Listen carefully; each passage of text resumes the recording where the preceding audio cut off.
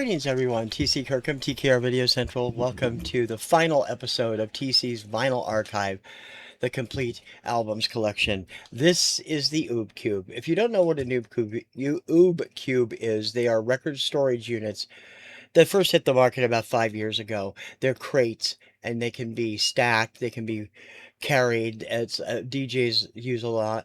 I got mine after seeing Frank Landry do one on channel 33 RPM. I picked one up for my current stuff. And this particular cube, I was going through it before we sat down to record, and I have listened to some of this stuff. I just put it in there because I hadn't had time to put it away. So as the ones I've listened to come up, I will talk about them. The rest I will not, but I will be listening to them in the near future. They are albums that I have picked up in the last few years, or stuff that I consider current, or whatever, and haven't had a chance to listen to it for the most part. Some of them I have, and I will talk about those as we go through. This is the last show. I'm not sure how long it's going to run. It's a little bit more here than there was in Kim's, so hopefully under a half hour. We'll see. This I picked up from Jam at Radio Wasteland. I've loved this album since I worked at Buzzard's Nest Records in 1985. Never did pick it up. This is a white label promo of Elliot Easton's 1985 solo album, Change No Change. He was, of course, a member of the Cars. This is a great album. It is a white label promo, as Jim pointed out here on that sticker, and is terrific. Elliot and Ben Orr were my favorite vocalists from the Cars, and I think Elliot didn't do anything on the band. It was always Ben or Rick Ocasek, but I loved Elliot Easton's solo stuff, and this album is terrific. I got this as one of my final black box shipments. This is a Record Store Day exclusive from Sissy Houston. This was her debut album. It is in a plastic sleeve already. That's how it came, with the original artwork on white vinyl. Sissy, of course, is Whitney's mother, and this was the debut album she released. First time it had been on vinyl in over 4 years, and includes it's only 500 numbered copies, and includes her version of Midnight Train to Georgia, which was a couple of years before Gladys Knight and the Pips had a hit with it. I have not listened to this yet. This is another one I picked up from Jim at Radio Wasteland. I have a copy. It's a great album, but my cover got ruined when we crossed country in '81. It got some water damage, so I got this because it's still in good shape and the cover is beautiful. This is Allie Thompson's second album, Deception Isn't Art. Allie, of course, the younger brother of Dougie Thompson of Supertramp, had a hit in 1980 with Take a Little Rhythm. This album didn't produce any hits, but it is fantastic, and it's a promo to boot. I believe this came from Adam at Record Crate. Yes, the best of the New Seekers recorded live the history of the New Seekers recorded live at Royal Albert Hall. I think I started to talk about this before because it was in the wrong place, and I put it in the Ube-Cube so I could refile it. It's a live album of all their hits, basically. Came out in Beg, Steal or Borrow is on here, so it would have been 72 or 73. Beg, Steal or Borrow was their 72 Eurovision entry for UK. Wallows and Remote bought this a few years ago. I had this out listening to something on here. I wasn't the biggest fan of the band, but it includes the lead singer is Dylan Minnette, who is also an actor. And so he falls into my actors that sing. And as they've gone along, I've liked them more and more. They get better every album. This is a great album. Or EP, really. It's 6 songs. Dawn sent me this. This is really cool. This is a K-Tel Music Sold Here album jacket that doubles as a topper. This one features tracks from, it's the in-store demonstration record, Spring 1983, featuring 60 minutes of music from Hit Explosion, Starlight, Get Dancin', and Rowdy Country. Not listened to this yet, but Dawn did put it up on her Weird Album Wednesdays, I believe. So that's definitely cool. Another one I picked up from Dawn, I believe. George Segal, the Yama Yama Man. George Segal, also an actor, was always a musician. He was a jazz musician as well. This was in the cutout bin when it was originally there. While They Last, now 77 cents. I'd love to know what store used that sticker. Listen to side one of this, I believe, and it is actually pretty damn good. I was impressed. Picked this up from Jim at Radio Wasteland. This is Carpenter's. This is basically a Japanese version of the same Yesterday Once More set that I showed with my greatest hits sections from England and America. This is the Japanese edition. It has a few different tracks on it. I got this because I mean mine's in fairly good shape, but I thought I might as well grab it because I love this album. This is the Kids from Fame's debut album. Never had this. Don offered it to me, and I'm like, I'll take it. I've always wanted that. Sesame Street Fever. This is their disco album with Robin Gibb doing some of the stuff on here also. Songs by Bert and the Girls, Ernie and his Rubber Duckies, Cookie Monster and the Girls, and Marty and Grover. Um, it's Sesame Street music at its finest. This goes in the radio transcriptions. I picked this up from Jim, I believe. This is Jack Green. I don't know if you remember Jack Green. He was an artist, never really clicked in America. A couple of albums. I have one on vinyl, one on CD. This is the one I have on one on cassette. Excuse me. That's the one I have on cassette. Humanesque, and that's what this was from. He was far underrated and deserved better than he got in the early 80s. Picked this up in a sale online. This is Bastille, and their 2021 album, Give Me the Future. Haven't listened to it yet. I opened it so I could file it with Discogs. Wesley Schultz, this is the solo album Vignette. He is the leader of the Lumineers. This came from Black Box. Have not listened to this yet either. Garrison Keillor, this is a sealed copy of the Family Radio, A Prairie Home Companion. Got this from Jim at Radio Wasteland. Um, I was not a big fan of the show when I was in my 20s when it was a popular show.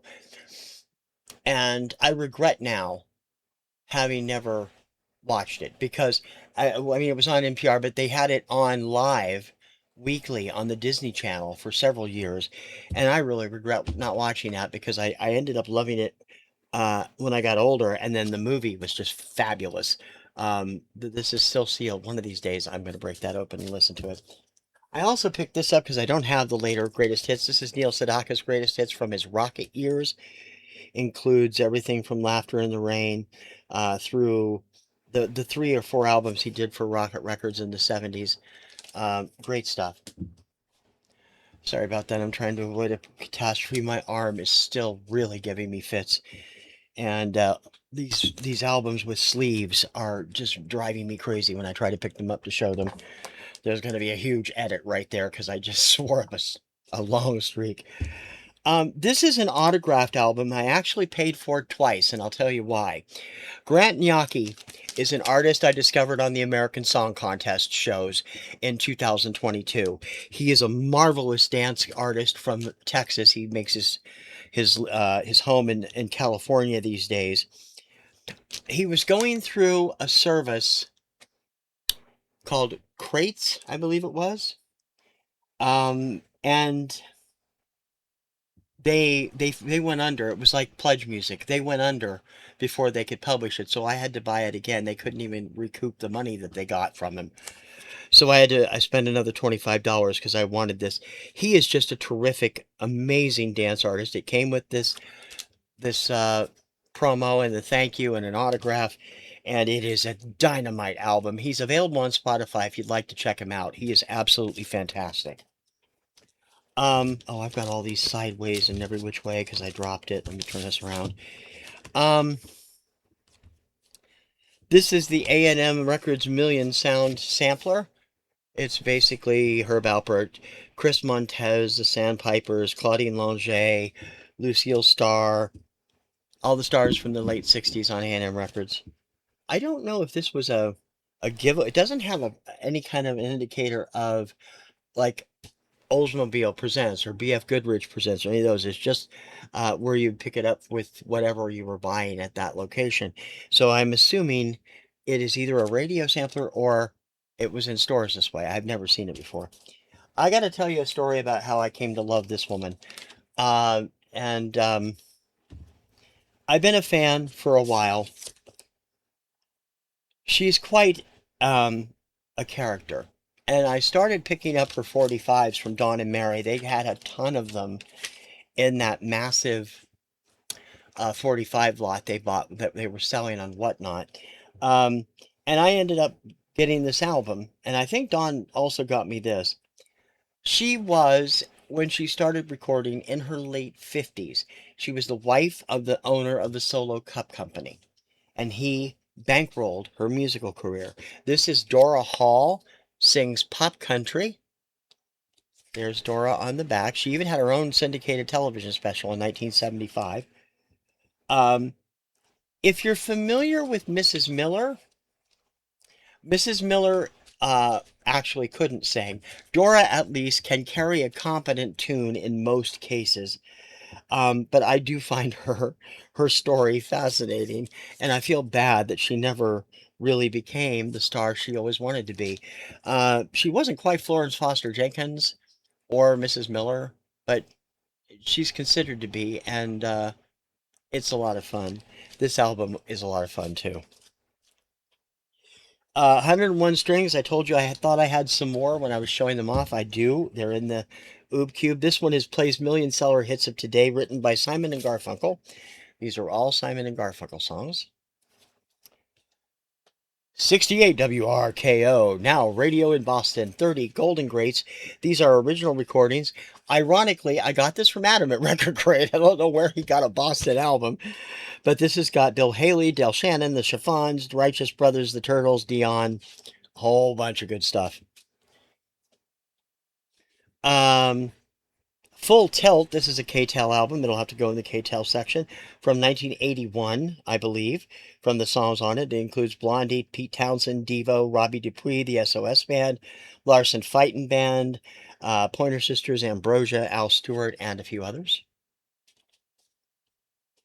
Always wanted this, never did have the album, and I think I got it from Dawn. Dawn, I believe, got it. I don't see a price tag from Adam on here. Amy Stewart, Knock on Wood. Knock on Wood, one of the best disco songs ever released, that cover of hers.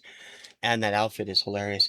She is a true one-hit wonder. She never hit the Hot 100 again on her own after hitting #1 with Knock on Wood, although she did hit the lower reaches of the Hot 100 with Johnny Bristol in a duet of My Girl and My Guy, a medley, but not on her own. This came from Jim at Radio Wasteland. This is Disco Nights from GQ. I feature the long version of that on Disco Party all the time. One of my favorite songs from the summer of '79. I talked about these two gentlemen about a year and a half ago when I first discovered them, and I don't understand why I don't hear enough about them in the vinyl community, since they were so closely tied to the Beatles during the late Apple era. George Harrison was highly involved with the production of their first album, and I'm glad to say that one of them is on YouTube and has posted some of the stuff on the more recent album that they did in the 2000s. But these two albums are from the early 70s, and I fell in love with both of them, but I like the second one slightly better. This is the first album, the one George Harrison produced on Apple. This is Brother from Lon and Derek Van Eaton. This includes the song Sweet Music. Picked this up for a song from both of these for a song from a seller on the Cape through Discogs, and they're in great shape. The albums are terrific. Their 1975 album, Who Do You Outdo, was released on A&M.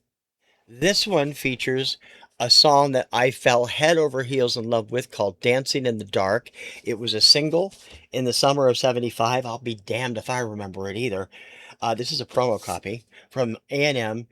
These guys are real. These are the real deal, and it's a shame that they never really took off. If you don't know who they are, seek them out. You can get the newer stuff on Spotify or look up the albums. They're not that expensive, and they're fantastic stuff.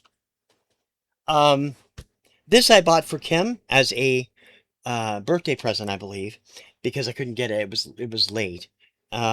This is the original, the reissue, last year's reissue of the original soundtrack from Gojira, otherwise known as Godzilla, King of the Monsters.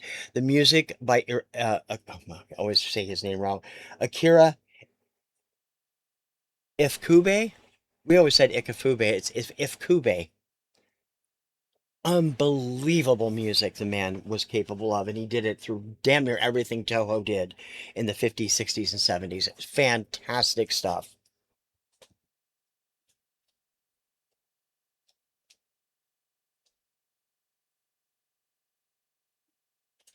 Okay, next set. Two albums. Whoa. No, well, actually, I want to save that one. We'll get to that one when I get to the other ones. Let me see if they're in this pile. No. Okay, we'll get to that one in a minute. This is from Radio Wasteland, Burton Cummings' solo debut. Burton, of course, was the leader of the Guess Who for many years. This features his 1976 smash Stand Tall. Absolutely fantastic album. And I had a friend who had this when I was a kid. I'd never had the album, but it is terrific. I have talked about this. This was one of my favorite albums of 2025, and it deservedly so. He's an acquired taste. I will admit that. I've acquired it, which is interesting because I never saw Stranger Things. I never really cared about Stranger Things, but I loved Calpurnia and I love Finn Wolfhard. This is Happy Birthday. Features Choose the Ladder and Trailers After Dark, which both had viral hits with their videos. He has a new album coming out in the end of July, and the first single is out now. There's a gatefold cover with a picture of him when he was recording it. He is a truly eclectic artist. He writes very questionable sometimes lyrics that are just kind of out there, like similar to the way that some of the bands in the early 80s did. They just kind of are freeform. Another artist I love called The Multiverse, who's only digital, does that too. But I love Fenn. He's just terrific, and this is a great. If you're into alt pop, this is fantastic. This is the thank you, Melinda Murphy, for talking about this on your show. I would have never found it. This is the deluxe reissue of Christopher Cross's debut album. This came out last year. It is the original album remastered and another second album of demos. It is utterly amazing. The sound quality is fantastic. And even actually, I think it improved on the original album. And that's hard to do because the original album was one of the best of the early 80s. Fantastic stuff. This one I bought from Jim at Radio Wasteland, and you guys, if you saw it on the Kirkham Report or whichever show I did it on, you know how pleased as punch I was to get this. I had the reissue from the 80s. I had the CD. This is the original, the OG from 1975, which has a gatefold and everything. This is Carole King and the soundtrack from the cartoon special, Really Rosie. Love this music. I recently found out they have done a Broadway show of this. I'd love to see it. I think this album is just filled with great stuff. It's all based on the characters of Maurice Sendak, and it's fabulous.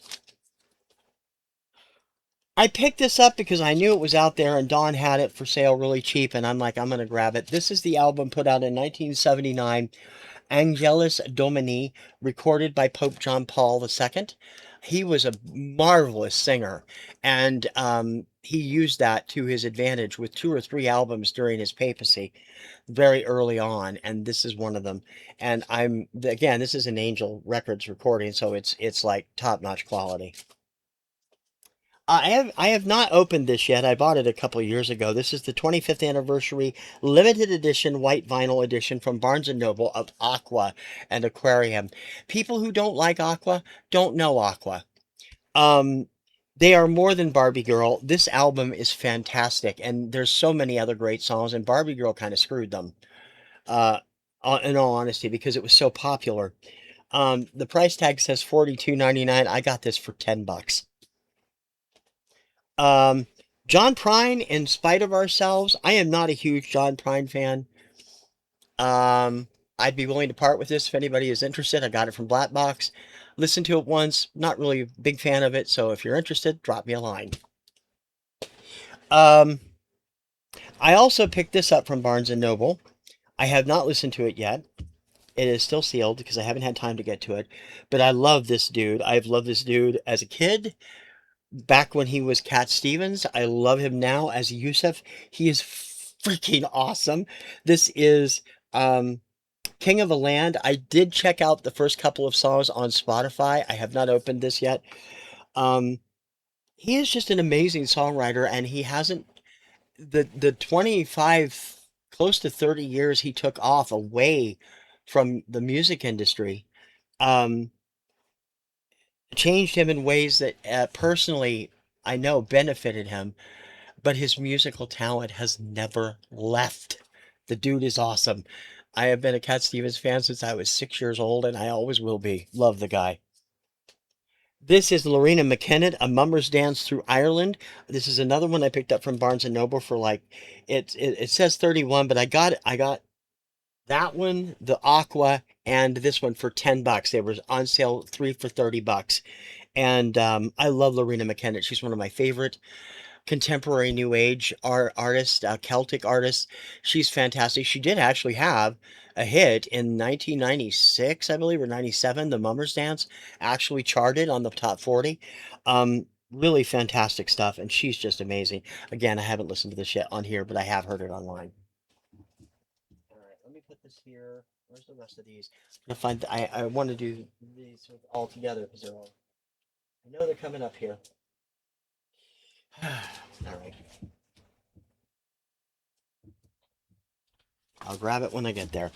Um, had the chance to grab this from Jim at Radio Wasteland. This is still sealed. I haven't opened it yet. I have all the singles from this album. This band so got the shaft in. Oh no, this is the one I don't have. I'm sorry, this is the one I don't have. That's why I bought it.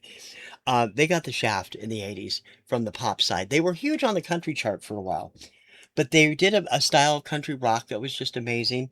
And they did have one fairly big pop hit called I'll Still Be Loving You. And they crossed over a few more times, and they did really well on the AC chart. This is Restless Heart's debut album, still sealed from 1985. Their hits came from like 87 to 92. Um, I love them. They were awesome. I also had this already on CD, but Dawn. Oh no, I got this from Jim. What did I get? I got. Oh, I know. I got Time and Tide from Dawn. Basia, one of the best female artists of all time. I love her voice. Love her music. New York, Warsaw, London, New York. Why can't I ever get that right? London, Warsaw, New York. This features her hit single "Cruisin' for Bruisin'," and this whole album. I've had this on CD since it came out. Love this album, and I love her. She is just fantastic. There is a huge controversy going on online in the guitar world right now about this guy. There is a itty bitty out of touch minority who claim he's a fake. I got news for you assholes. He's not a fake. He has been seen by 5 or 6 musicologists who have watched him perform live. He is no fake. So grow the frick up, will you? This is Marcine and Dragon in Harmony, my #1 album of 2024. If you don't know this album, you shouldn't be in the vinyl community. Period. End of discussion. This album is freaking phenomenal. That was a bit heavy, I know, but it's how I feel. Music Box, this is another sampler from A&M with Herb Alpert, Claudine Longet, the Sandpipers, the same group from the last one. Okay, now, this gentleman I have had the fortune of meeting via email, and I absolutely adore him. He's actually a friend of Steve Carlson's who has um, a Bandcamp site, and Carlson reviewed this album 3 or 4 years ago. I went and listened to it and just went nuts. I purchased every album the dude has done. I love this guy. So go to Bandcamp and find him because he's worth it. I have 3 albums by him now and 5 other ones, I think 5 or 6 other ones on digital. This is Michael Christensen and this is Galactic Clarity, the first one I bought. It is marvelous. Michael Christensen and the Middle Kingdom years. He only does 100 to 150 copies of each album because they're expensive. And he sent me a personalized note there. I love Michael's stuff, and he's just an amazing artist. This one is the most recent, I believe. This is um, Evaluation Psychedelic Space Rock with Ethereal Ambience. Again, it's rock, it's ambient, it's EDM, it's all rolled into this eclectic mix of stuff that is just phenomenal. Michael, can't wait for the next album. Love your stuff, dude, and this is awesome. Going back to some of the stuff I picked up that I haven't listened to, this is another album from the Mystic Moods, Night Tide, and features a Summer Place, Summertime, Days of Wine and Roses, Nevada Smith. It's movie music from the mid '60s. Ocean Drive Volume 2, Collector's Edition, 24 original hits. These are classic songs from the 50s and 60s. For the most part, there's a lot of Jackie Wilson on here, Archie Bell and the Drells, Leon Haywood, the Dominoes. Have not had a chance to listen to the whole thing yet, although I've heard individual songs at various times in my life. I haven't opened this yet either, and I'm going to. I'm going to do this weekend. I realized I hadn't yet. I forgot I had it, and I haven't listened to it yet, so I'm going to. This is Gershon Kingsley. Do you know who that is? Gershon Kingsley is the man who wrote the instrumental song Popcorn. He did not have anything to do with the hit version by Hot Butter. That was another person who used to work with him. This is the original um, album released by him. Music to Moog By was reissued last year by Enjoy the Ride, I think. No, Real Gone Music. And this features the original Popcorn plus Moog synthesizer versions of classical stuff of Sheila. Oh no, that's his original. Scarborough Fair, Nowhere Man. I love Popcorn. I've heard the original. If you Steve at Value Vinyl did a great deep dive on Popcorn and tells his whole story. It's worth watching if you ever get a chance to.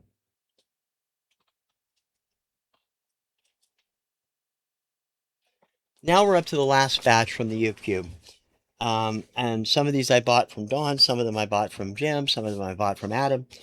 This is the complete collection, Moody Blues. This is basically a hits collection that was released on Complete Records in the mid 1980s, I believe. There's mostly stuff from the 60s and early 70s. Dawn would know. She's a big Moody's Boo fan. She can clue me in on that. Andrew Gold, What's Wrong with This Picture? Picked this up because I'd never had it before. This has his immortal hit Lonely Boy on it. Really great stuff. Andrew Gold, one of the greatest singer-songwriters of the late 70s.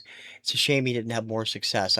Thank You for Being a Friend is known for everybody, thanks to it being used as the Golden Girls theme, but it's a woman singing it there. Another K-Tel, Disco Dancing, original stars, original artists. Oh, maybe this isn't K-Tel. No, this is Precision Records. This is a Canadian issue. It includes dance hits from Sylvester, Patrick Juvet, The Rays, Rick James, Amy Stewart, Knock on Wood is on here, Chic, Hot Chocolate, and others. I told you I picked up a set of CDs from a band called Hazel Bloom from an ad they had either on Instagram or Facebook. I got a really good deal. I paid like 20 bucks and got 6 CDs, and they're all fantastic. This was another one of those that was advertising during that Facebook thing last year. I have not had a chance to listen to it yet, but I have read the reviews and they have been very good. And it's my kind of pop, I'm sure, because I like this kind of pop. This is R.J. Thompson and Yearbook. It's along the same lines as Alec Benjamin, who I thought I had an album. I must have already talked about it. Um, it's along that line, and I did check out the tape deck off of Spotify, and it's a good song. That's what made me decide to buy it. I paid $12 for it with postage, and it is 180 gram vinyl. It is a really nice package. Some of those things you get a really good deal out of, and I got a download for it too, I think. I don't remember. I picked this up, as I said, at one point. I picked this up strictly for the cover. I don't like the album, but I'm not getting rid of it because the cover is awesome. This is that kind, the kind of rock that's a little bit ridiculous for me. This is Despite and No Promise of Tomorrow. Love that tornado cover. Awesome. Weather nerd that I am. Save this for last. I talked about this when we were talking that through the instrumental stuff that I thought I had purchased it. I did. This is the Mystic Moods Orchestra and Stormy Weekend. This is classic, um, different songs from the 60s and 70s with sound effects throughout, rain, lightning, thunder, so on and so forth. Sound effects albums also came from Dawn. I believe she posted a couple of these on her Weird Wednesdays. Major Records presents Sound Effects Volume 15.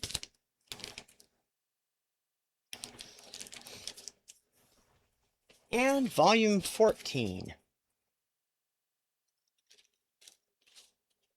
There's also this album, Hits of the 70s, 45 Hits of the 70s, Volume 2. It is an epic sampler. I doubt that this was in, I don't know, it might have been in the stores. Yeah, it's got a barcode. It must have been in the stores.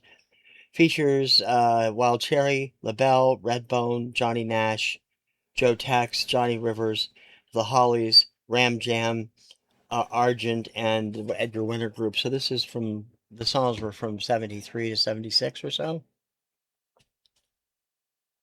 Another one of those Singer Presents. This one is Singer Presents the new music of Project 3, Total Sound Stereo. Project 3 is the was the label owned by Enoch Light, conductor, producer. This album attracted my attention because it has the free design on it. Um, their lone chart appearance in the Bubbling Under chart was with a song called Kites Are Fun, and it is on this album, along with other stuff from Tony Mottola, one of the world's greatest guitar players, uh, Irby Green, Dinah Shore, Enoch Light, and the Brass Menagerie, and others, produced for the Singer Sewing Machine Company. Ed Sheeran's Equals. This has Bad Habits on it and a couple of other big hits. Um, Surprisingly, I've never gotten around to buying all of that stuff. I have his first album. I have Minus or Divide, one of them, and this one's the only one I have on vinyl. The rest are all digital. Great album. Ed Sheeran is just phenomenally good. There's a reason he's become a major superstar. I bought this. I listened to it, loved it. I recommended it to Carlson. I don't know if he ever got it. He has this on and off love hate relationship with Donny Osmond. This is Start Again. This is an album of all originals that was recorded in 2021 by Donny. It's excellent. I mean, it's Donny Osmond, and you can tell it's Donny Osmond, but it's not your daddy's Donny Osmond. It's more of an adult type album and just fantastic. Finally, the last thing I have in my possession here in my collection are these test pressings. Now, Dawn was unable to figure out what they were, so she sent them to me and told me to listen and see what I could find. I've looked at the labels there. I mean, there is like a remnant of stuff on that one, but they appear to be test pressings. They have writing on them. This one has FRS 9784 12784 as the record date. And this one has 88102 written on it. So these are test pressings. I don't know what they are yet. I have not had time to listen to them. But one of these days, probably, I'm planning a week off in July to start actually just listening to stuff again. I will probably get to them then. I'd love to know what these are because they're just got me curious. And that, folks, is the complete album collection. I have shown you everything I have. Three of those have gone missing. Um, since I started the show, I've sold three of the albums. Um, I sold two of them, and the third one was thrown in as a present. Um, I have enjoyed doing this for you in a little bit. I think 27 parts, 28 parts. I know it ran a lot longer than Richard McCook, whose little show of this inspired this over a year ago, and I only got around to doing it now.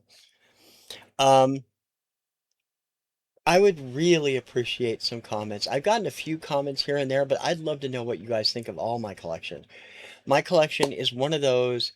I probably rival, um, I don't know what kind of novelty, weird stuff Mazzy has, but that collection of his has got everything in it.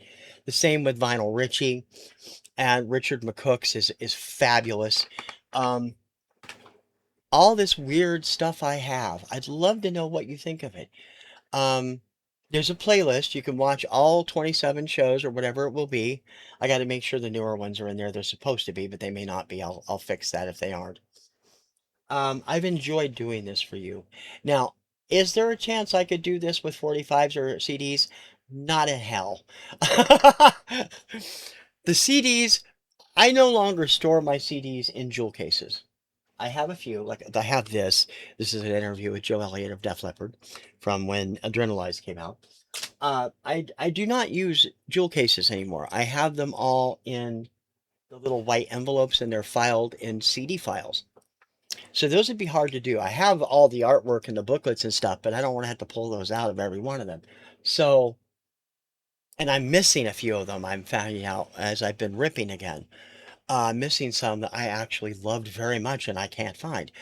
Um, I don't think that'll happen. The 45 show, 45s, which I mean, 1, 2, 3, 4.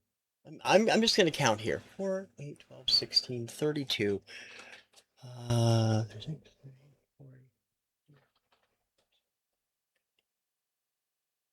62 boxes of CD of 45s.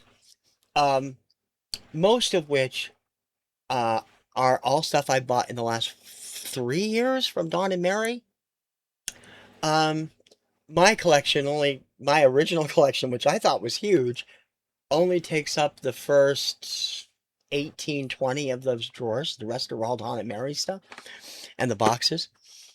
Um, I don't think I'll ever do a full show on the 45s, but I am thinking about doing some stuff with my 45s. I want to show off the picture sleeves. I have a lot of great picture sleeves. I have a lot of unusual singles that people may not know. I'm thinking that'll probably be on Instagram, just showing off just taking a picture and showing off the label and talking about it a little bit.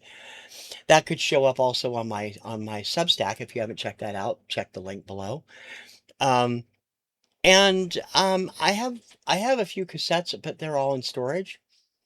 I have a 100 thing cassette rack plus a couple of boxes. I'm not a big cassette fan, and most of those were cutouts.